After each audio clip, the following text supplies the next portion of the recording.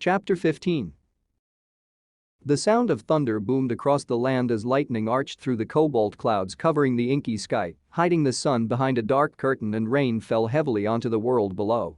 Rivers were swollen and raging with their heavy fall as intense winds caused the branches of trees to sway under their power and sent leaves flying through the air. As the storm raged, the winds whipping across the earth and producing a howl like a banshee, two unlucky people caught outside on their journey ran under the shelter the trees provided. These two were our favorite pair of Jinchuriki.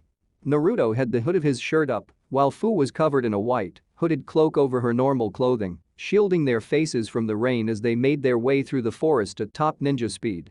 As lightning crackled overhead, the path they ran across brought them to a raging river, a wooden bridge suspended over its waters. As they reached and crossed over the soaked structure, the orange-wearing boy spied something in the waters and stopped, holding out his hand to stop the girl behind him, his words lost to all other listeners over a crack of thunder as the world flashed white from another bolt of lightning. The white-clad girl followed his gaze and gasped. Within the water were three unfortunate souls who were rapidly being swept away by the storm-enhanced current. As the sky lit up with cerulean fire, both ran to the edge of the bridge, preparing to pull the trio out of the water in the hope that they were still alive. Rakusuke POV.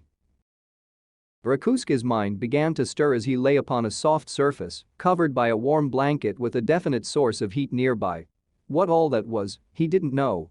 His stirring consciousness couldn't seem to recall anything of recent events, and he felt groggy, his body refusing to respond to his commands. His eyelids clenched, and he began groaning slightly as he grew more and more awake. Memories slowly coming back into focus as his awareness began to sharpen, allowing him to identify that he was lying on a futon. That was right. He'd run away from his village under the cover of a storm. After seeing. Suddenly, his eyes flew open as he let out a cry of shock, shooting up into a sitting position and throwing his blanket to the side. He sat there, staring at the blanket still covering his legs as he gasped for breath. So, finally up, huh? A voice nearby asked, causing Rakusuke to look up at its source. As he did, he saw a fire in between them and noticed that they were in a cave, obviously taking shelter from the storm, which he noticed he could no longer hear. Sitting on a stone was a boy wearing a zipped-up, orange vest over a black, hooded shirt, the hood currently raised, hiding his face within its shadows. Noticing something out of the corner of his eye, he quickly looked down to his side to find his two friends sleeping in futons the stranger had obviously laid out for them. Nevertheless, in panic, he cried, "Akito. Takemeru." Before gritting his teeth as a jolt of pain erupted from his ribcage, no doubt bruised during his recent escapade. Seeing this, the boy stood up. You could infer that there was a look of concern under his hood. Hey, whoa, hold on. You may have come out of it alive, but you're still hurt. Try not to move too much. He then turned his head to the two who still light unconscious gestured towards them. No worries, your friends are just sleeping. The boy said, raising his hand in a calming gesture. I'm sure they'll be up and about in no time, just wait and see. Shifting slightly until he felt the pain pass, Rakusuke allowed himself to breathe a sigh of relief and nodded before turning a suspicious eye to their apparent savior. However, before he could actually voice this, he heard something behind him. Turning around, he saw a tanned girl with mint green hair in a white outfit stepping into the cave, carrying some fish strung together on a wire. Oh, you're awake, she said, placing a hand on the wall of the cavern. Giving him a smile, she said, you gave us quite a scare back there in the river. I half expected you were already gone when we fished you out of the water, but you guys are lucky. Looks like you still have a clean bill of health. She walked over and set the fish down on a rock by the fire before turning back to him. The name's Fu. And I'm Naruto. The boy said, sitting back and pointing his thumb at himself before leaning forward, resting his arms on his knees. So, how'd you guys wind up getting swept away? Rakusuke winced before looking to the floor before him, silently debating whether or not to tell them. Ultimately, deciding that it was worth a shot, he began his tale. We were on our way to Konoha. He said, catching both the teens' attentions. We needed to get help for our village. After pausing to collect himself as the memories of various funerals played across his mind, he continued. Our village has been taken over by a gang of thugs calling themselves the Kurasuki family, and for months now, they've held our home within their iron grip, forcing us all, even the sick and the elderly, to work in our gold mines. His hands balled up on his blankets, and he trembled with suppressed rage and sorrow, his eyes screwing shut. If anyone defies them or fails to work, they give them a funeral, burying them alive under an unmarked grave. Beneath his hood, Naruto's brow furrowed in disgust and empathy, an expression mirrored on Fu's face as he said, "That's horrible, those sick freaks." He then stopped and tilted his head slightly. "Wait. Kurisuke? As in Raiga Kurisuke?" Rakusuke jerked and then looked up to him in shock and more than a small amount of worry. "Well, isn't this a coincidence? We were just headed over there to take care of him ourselves." Huh? Rakusuke replied dumbly before glaring in rage, his gaze shifting from one Jinchuriki to the other.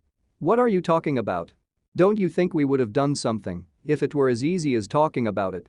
If you know who he is, then you must know why we need to get to Konoha. We need their shinobi to bring these monsters down." "Who do you think you're talking to?" Naruto asked, his voice carrying a tinge of amusement before he lowered his hood, revealing his forehead protector. "We are shinobi from Konoha." Rakusuke was once more shocked speechless as Fu moved her cloak to the side, revealing her own forehead protector on her arm with a grin. "Well, to be fair, he's from Konoha. I was transferred and haven't been there myself yet. Can't wait to see it though." But why?" Rakusuke questioned. "No one else from our village has made it out, we haven't offered to pay you. Why were you coming to help us?"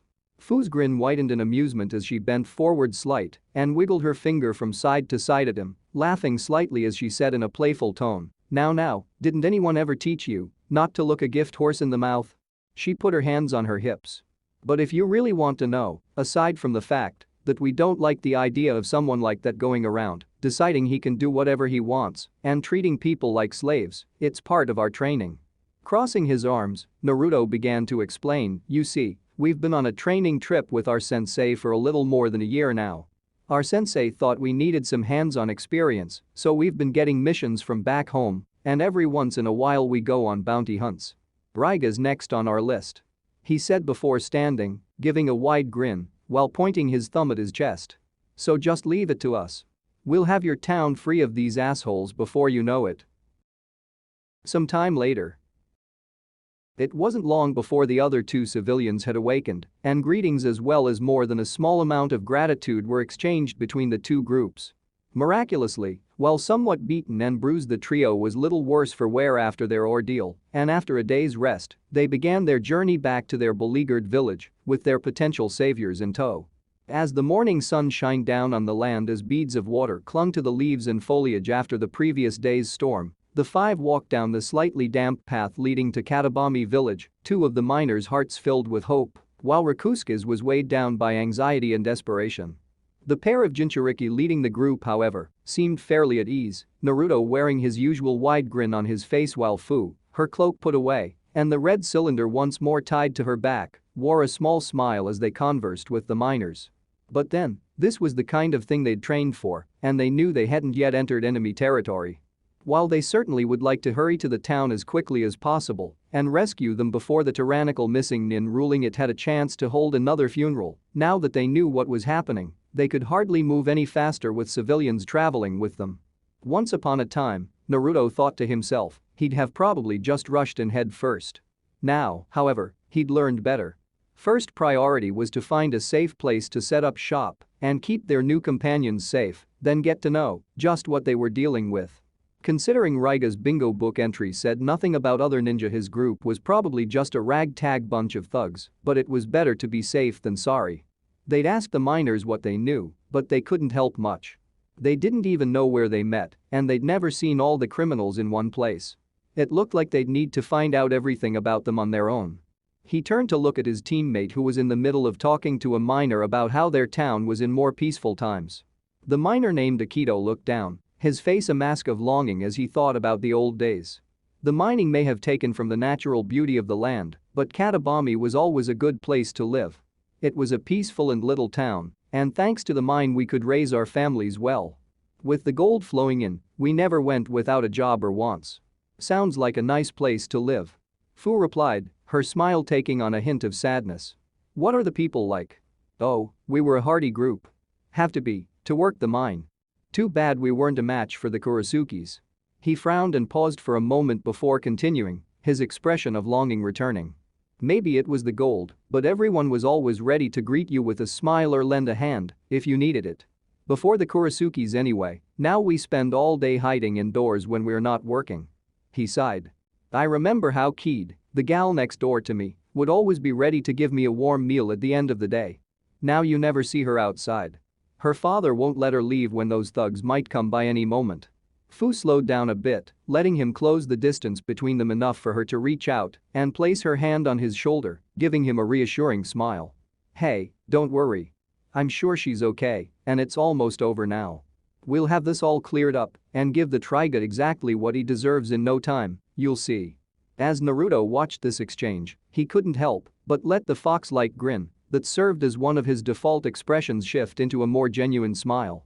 Fu had certainly come a long way from the lonely, isolated girl who almost never opened up he'd met back in Takigakure. While she admitted she still didn't trust people that easily and she'd tend to become a bit quieter in a crowd, she gave people a chance before judging them, never hid her true self behind a wall of cold indifference anymore. He couldn't explain why, but seeing her like this made him happy. Being around her made him feel as relaxed and carefree as he always portrayed himself, and even when dark thoughts weighed him down, they'd always be uplifted when she neared him. Her smile never failed to bring one to his own lips. Hearing her laugh warmed his heart and made him want to hear more. And seeing her troubled always made him feel a need to comfort her. However, his good mood was broken a moment later, his smile replaced with a frown, when an irate Rakusuke yelled, "What is wrong with all of you?" All eyes drew towards him at his outburst. "You're all taking your own sweet time while our people suffer. We have to hurry. We can." "Rakusuke?" Takumaru interrupted, causing him to glare at him. Really, how could he not understand? At this moment, their friend was.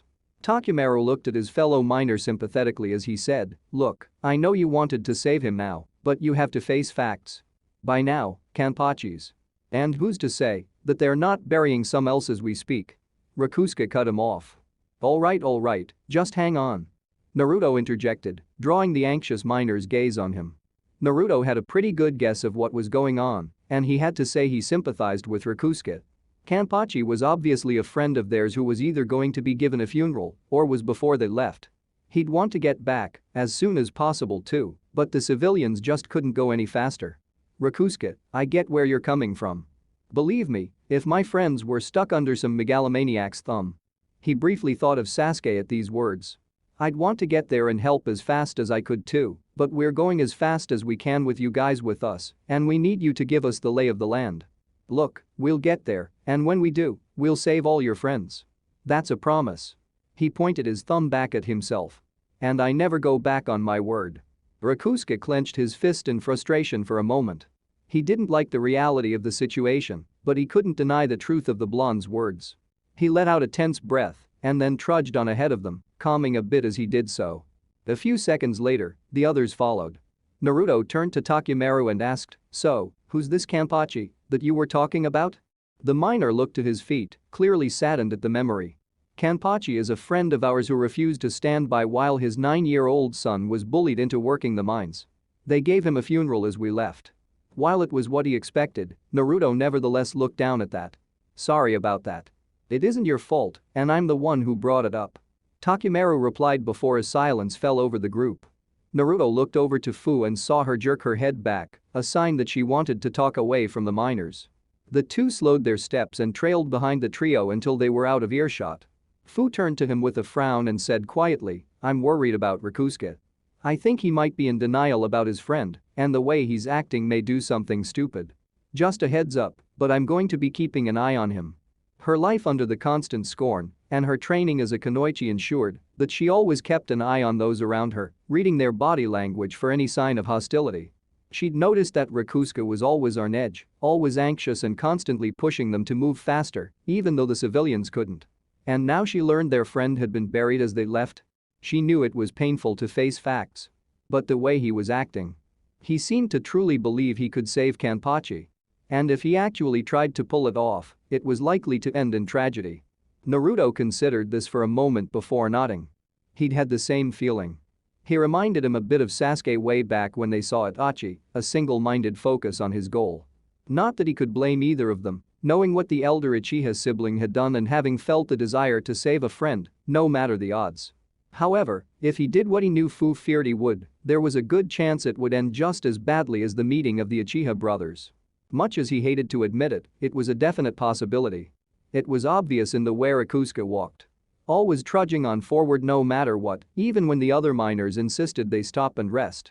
His muscles constantly tense, his walk brisk and stiff with his head held high to ignore the surrounding environment, his feet pounding on the ground with every step, and his face set in either a look of stony determination, his eyes focused, his jaw clenched, or twisted in annoyance when they stopped, taking as little time as possible and pushing others to do the same.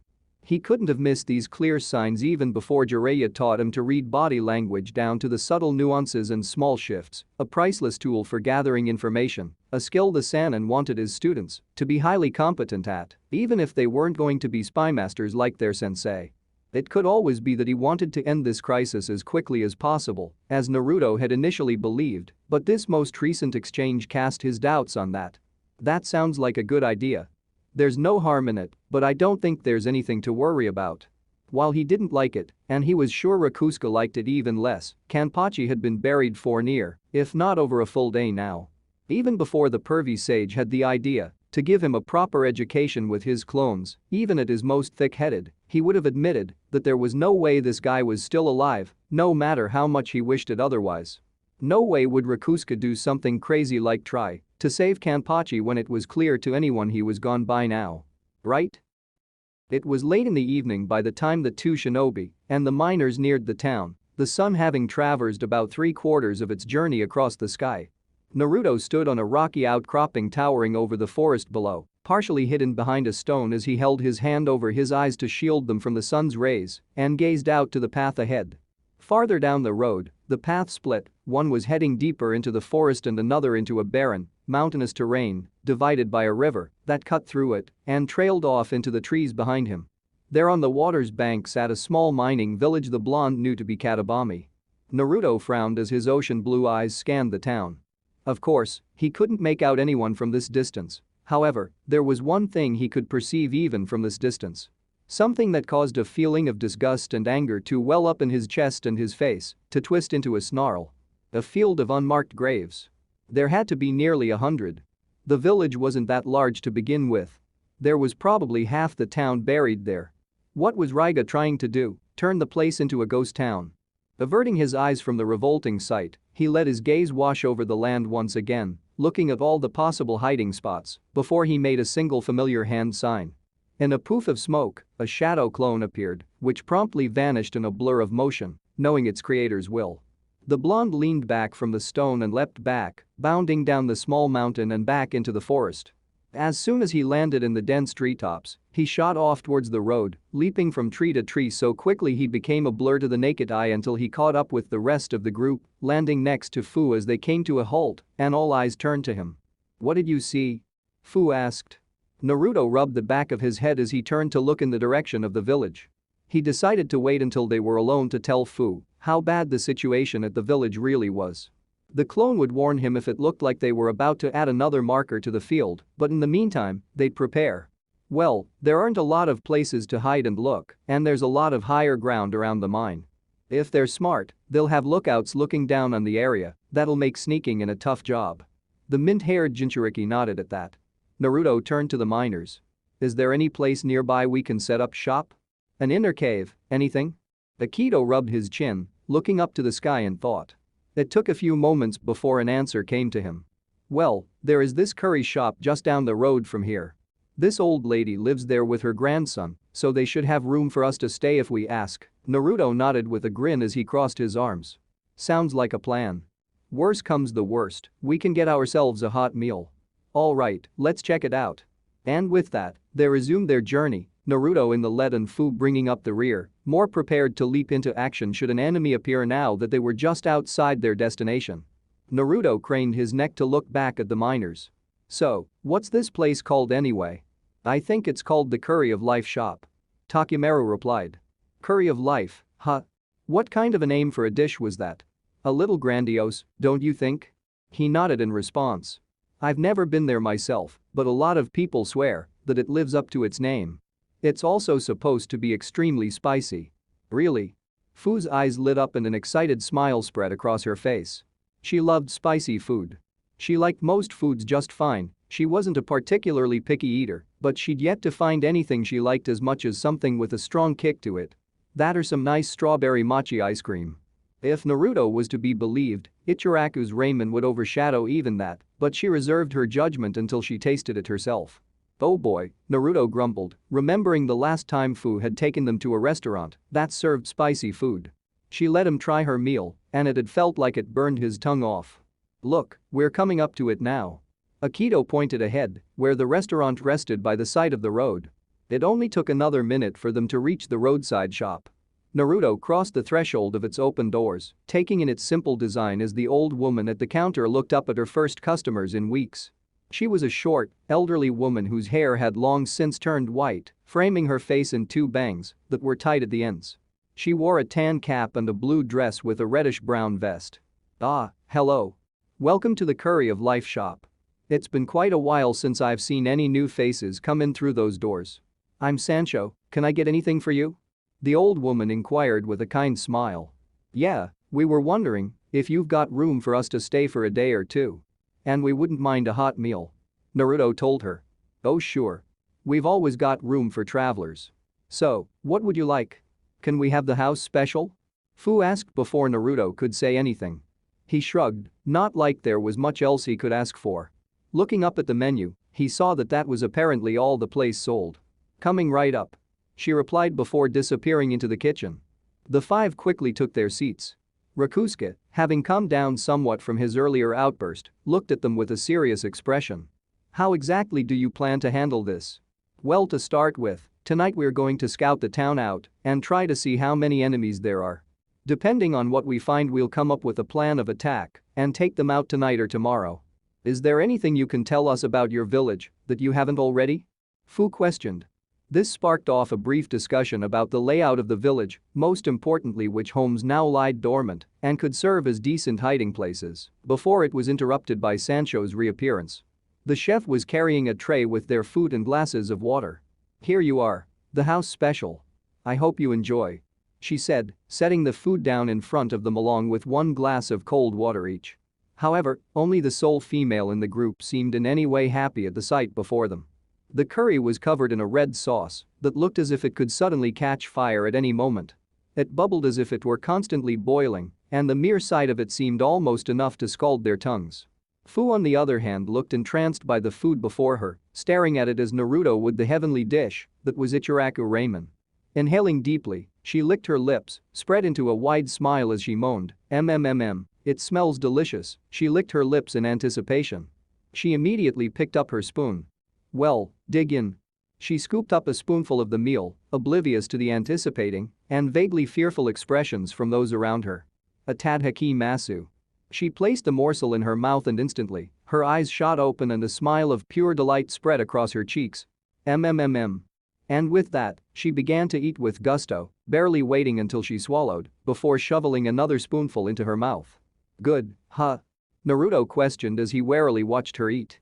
Fu pulled away from her food and swept her head back, rolling her eyes. No, it tastes like dirty socks. Of course it's good. She replied before giving him a teasing smirk. She knew he would wind up eating it either way. Might as well get some fun out of it. Though I can understand why you don't believe me. Naruto frowned. What's that supposed to mean? Fu closed her eyes and shrugged. Well, it's just that I know you can't really handle anything spicy. Don't worry, it's nothing to be ashamed of. Hey. Naruto interrupted, but she continued. But next time, you might want to speak up before our host delivers.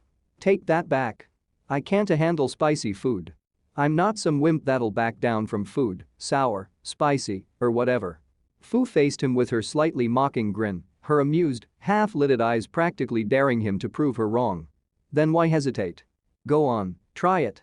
Naruto frowned before slowly, almost mechanically, his head turned and his gaze lowered back to the bubbling sauce-covered meal. With a slightly audible gulp, Naruto slowly reached for his spoon and picked it up. Aware that everyone was looking at now, he refused to back down, even though Fu's teasing made it clear this was going to go about as well as the last time he'd tried something spicy she liked. Slowly, carefully, he scooped up some of the sauce-covered rice and raised it to mouth level. Bracing himself, he closed his eyes and brought the food into his mouth. His eyes popped open and his entire face turned the same shade of red as a dancing flame. A moment later, a scream of agony could be heard outside the roadside shop. "Oh my god, I'm on fire." Indeed, Naruto was running around the restaurant, his hands clasped over his neck as he breathed gouts of flame that would make an Uchiha proud, while Fu laughed uproariously at the spectacle. "Get it off. Get it off. Don't you mean put it out?" Fu asked through peals of laughter. "You think I care about that right now? Help me. Here, Naruto. Drink this." Fu said, picking up her water and holding it out for him. Naruto quickly grabbed the glass of water and downed the whole thing in one gulp. Unfortunately, that only seemed to add fuel to the fire, pun not intended. Naruto threw his head out and breathed out a stream of fire that nearly reached the ceiling. "It burns. My mouth's burning. Ahhhhh. Put it out. Put it out. That's it. Run. Run." Fu laughed hysterically at the sight, while the miners could only watch the chaos unfolding before them with matching sweat drops on their heads. Turning to look at each other, as one, they looked down to their own plates, where the sauce on their curry bubbled and sparked ominously. Once more, they looked to one another, sharing a nod, they picked up their plates, preparing to dispose of the meals as quietly as possible. No way in hell were they eating whatever that stuff was. However, as they prepared to rise to dump their meals into the trash, a collective shudder ran down their spines. They could practically feel a pair of eyes staring at them. Slowly, they all turned to see Sancho looking at them from behind the counter. The kind old woman wearing a sincere and expectant smile on her face, obviously wanting to see them enjoy the meal she worked so hard to make. They looked from her to Naruto, who was still spewing fire, and then to each other with panic-stricken expressions. There was no escape. Some time later, slamming his glass of water on the table, having had to refill it several times, a feeling of cool relief washing over him as the water cleared away the last of the burning spices, Naruto let out a sigh, breathing out a puff of smoke as he was finally able to relax. No longer did he feel like there was lava coating his mouth. Opening his eyes, he saw the miners staring to his side with wide eyes and slackened jaws. Turning himself, he instantly knew why. In the time it had taken for him to finally wash away all of that hellfire in liquid form, Fu had finished her plate and a second helping, and all the miners, and she was just finishing the blonde's own meal, gently placing the plate on the table with a sigh of contentment. The Uzumaki could only look on in bewilderment as she calmly took a sip of her water. How could she stomach that apocalypse on a plate and act like it was nothing? And how could she eat like that and still look so thin? While she was still a growing girl and her hips had filled out a little more, improving her already attractive figure, she still looked like she was on a constant diet. Ino would kill to be able to eat like that and still look that good. Thinking back on how much ramen he used to eat, oh how he missed the heavenly taste of Ichiraku ramen, and how it never seemed to unduly affect his body besides stunting his growth a little, he chalked it up to one of the benefits of being a Jinchuriki. She turned to him, and the two shared a brief look, their expression shifting to one of seriousness that showed both knew it was time to get down to business as they nodded. Naruto looked at the trio of miners, all levity gone from his face. "Alright guys, we'll be heading out soon. You three just sit tight here. They're probably looking for you, so it'd be best if you stay inside and leave things to us." Two of the villagers seemed content to hear that. Rakusuke, however, was obviously not okay with the idea of twiddling his thumbs while they took out the criminals, especially with the chance that they might wait until morning. His brow furrowed in his ever-present expression of anxiousness, Rakusuke silently resolved to himself to do what he knew he had to. Meanwhile, the other miners nodded as the two shinobi rose up. "Please, save our village. We may not get another chance." Naruto gave a confident grin as he punched his fist into his open palm and replied, "Don't sweat it. Your village will be free again by this time tomorrow. Are you really willing to consider letting us suffer another day of Raiga's tyranny?" Rakusuke asked angrily, shooting out of his chair and slamming his palms on the table. "What if they hold another funeral?" Now Naruto frowned, giving the miner a solemn look as he answered, "It depends on what we find, but if it comes to that, we'll step things up and put a stop to them then and there. We're not going to let them take one more life from your village, that's a promise." Rakusuke eyed him warily before he nodded and sat down. With that, the two Jinchuriki walked back to the entrance of the shop. However, as they neared, Sancho called out to them. "Please, wait a moment." The whole group turned to the old woman, who suddenly seemed antsy and worried. "You're talking about the Kurisuke family, aren't you?" Getting a nod in response, she looked down to the floor. "Before you go, my son, Karashi. He joined them a short while ago. I was always pushing him to be strong and to stand up for himself. I think he thought joining a group he considered strong would make me proud, or at least he'd be doing as I told him." She looked up, her eyes going from one to the other. "Please, he was just doing what he thought I wanted. Please try to bring him back safely. If something happened to him." "You can't be serious." Rakusuke yelled, standing up and balling his fists. "You want us to just let him go after everything they've done? I understand how you feel, but if anything happened to him." Naruto and Fu looked to each other for a moment before Fu stepped forward. "We won't kill him. Gangs like these usually fall apart when you cut off their head, so we really only have to take out Raiga, but beyond that it's not really for us to decide. We're not the injured party here. We'll speak on his behalf and ask the villagers to be lenient, but we're not making any promises." Sancho nodded. "Thank you for that, at least." She nodded before her eyes returned to the miners. "Just sit tight. We should be back shortly after nightfall." And with that, the two Jinchuriki turned and walked out of the door. Once she was sure they were out of earshot, Fu gave Naruto a worried glance and asked, "So, just how bad are things there?" Naruto came to a halt at that question and closed his eyes, letting out a sigh as he ran his hand through his hair. "It's bad, Fu. I'm not sure how much longer the village would have lasted at this rate." He raised his head to look at her. "Come on, we're dealing with an ex-member of the Seven Swordsmen of the Mist. This is going to be the toughest bounty yet, so let's get a move on." Receiving a nod in response, the pair vanished in a blur of motion, speeding through the trees towards the small mountain that hid the village from view. Hours later, night had fallen, covering the land in a blanket of darkness as the chirping of crickets filled the air. Fu frowned, looking down in disgust at the field of graves, each marked only with featureless metal or wood marker from their hiding place amongst the rocks, anger boiling inside her. All these people, killed because of one man's greed and depravity. She wanted to find this guy to make sure he'd never do this to anyone else. The village was fairly small, the dwellings far away from the main village where the mine rested, but still visible from that vantage point. Simply wooden homes built in small clusters, each a fair distance apart. The village had one large main path that cut through it that led to a bridge connected to the watermill, and finally, the mine. Looking up, there in the pale moonlight she saw a large mansion built into the side of the mountain. This was the home of the mine's owner, who now rested among the graves before them, his home commandeered by Raiga Kurasuke. Looking over, she saw her expression mirrored on Naruto's features. He turned to her and with a jerk of his head, signaled for her to follow him. Shooting off in a burst of speed, the pair quickly moved along the stony terrain, staying out of sight as they moved to the forest at the edge of the area and vanished into the trees. Touching down on the forest floor and hiding behind the trees, Naruto turned to Fu as she plopped down onto the ground and sat Indian style. "All right, time to get to work." She placed her hands together in a tiger seal and closed her eyes, channeling her chakra and sending mental commands to the insects she carried with her.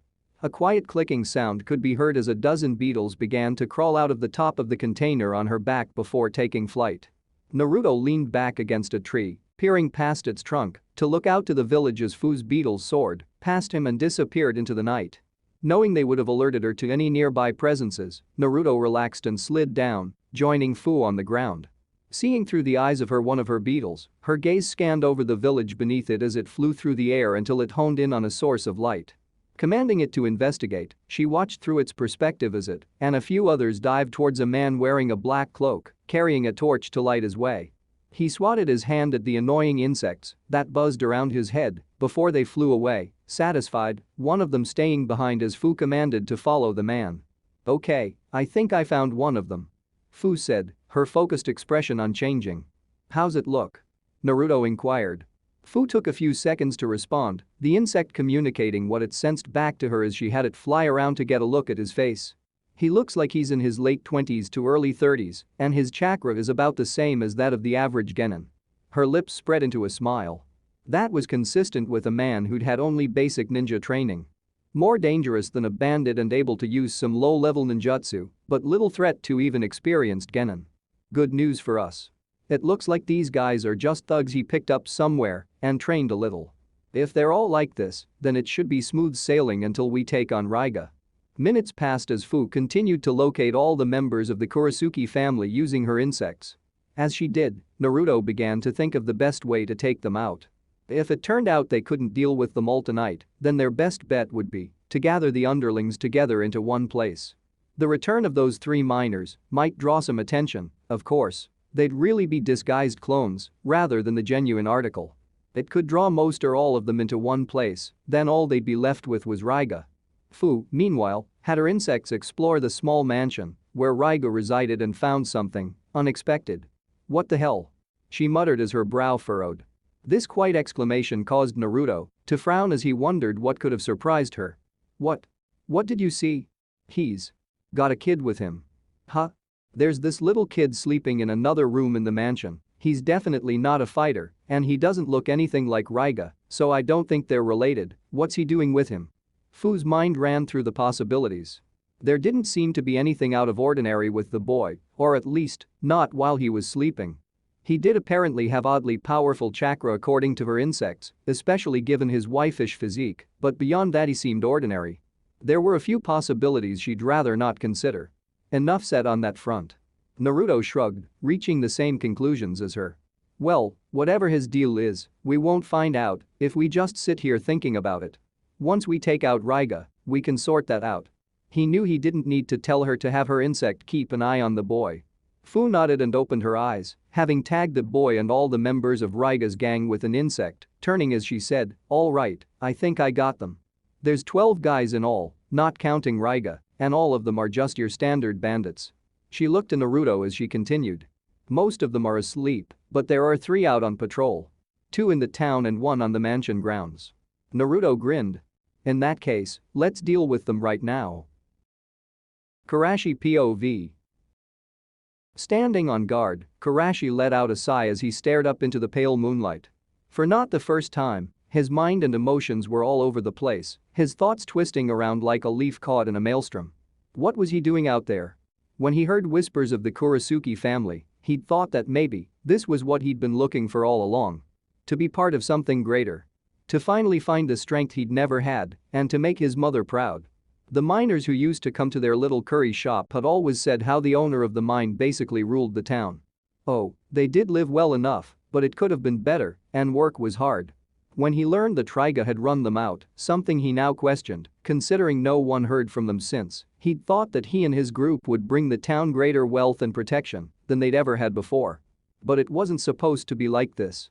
Sure, he could understand needing to quell dissent and maybe using heavy-handed tactics, but he did not sign up to bury people alive.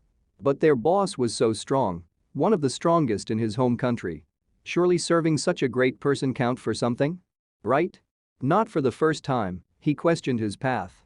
Turning his head in the direction of the Curry of Life shop, he wondered what his mother would have to say to him if he returned home now. His musings were cut short when a cry of "ow" as he clenched his left eye shut in pain and slammed his hand to his neck where a sharp pain had suddenly shot through his system, like getting jabbed with a white knot needle. He failed to hit his mark, but he did disturb his attacker. He swiped once more as a second jolt elicited a yelp from him, this time at the back of his neck as a quiet buzzing filled the air before he finally caught sight of his attackers. He jerked back, his face a mask of shock and fear as he saw a pair of wasps flying around his head, the obvious source of his pain. Now, he wasn't afraid of a pair of wasps, oddly red where they were normally yellow, but still indistinguishably a pair of wasps, but he knew enough to know that wasps wouldn't come out at night of their own volition. That probably wouldn't happen unless someone disturbed a nest, which would mean his head whipped back and forth as he searched for the swarm he feared was coming, but there seemed to be nothing. He calmed down a bit, his eyes scanning his surroundings as he rubbed his smarting neck, but nothing seemed to stand out amidst the darkness of the night. His brow furrowed as he wondered where the insects came from before he shrugged, dismissing it as an oddity. It was only a few minutes later that the world suddenly began to blur in and out. His mind, suddenly foggy, couldn't make heads or tails of what was going on as the world around him came in and out of focus and he began to lose his footing. Stumbling over onto the nearby wall, he placed a hand on his head as he tried to fight off whatever was happening. Realizing something was wrong, he tried to call for help, but all that came out was an incoherent mumble. A moment later, he saw the oddest sight of the ground rising up to meet him, and then there was only darkness. Somewhere else. In his fairly large room inside the mansion, that housed the Kurisuki family, a young boy with chin-length, purple hair slept on a luxurious, queen-sized bed. The room was beautifully furnished by the home's previous owner, with an ornate dresser with a mirror, not that he was ever able to use it, a short-legged table, soft tatami carpets and various paintings along the wall, and this excellent bed he rested on. All in all, a room fit for a prince. He'd told Raiga he didn't need such accommodations, but his companion, the only friend he'd ever known, had insisted. It wasn't as if he could really argue against it, so in the end, he'd accepted the accommodations. However, his sleep was disturbed. Something was nagging at him to wake up. His eyes screwed shut as he tried to shut off whatever it was that was trying to wake him up. However, fear jolted him awake, his crimson eyes shooting open, glowing in the darkness of the room as his mind finally registered what it was that had stirred him from his slumber. Danger. Raiga. End of chapter 15.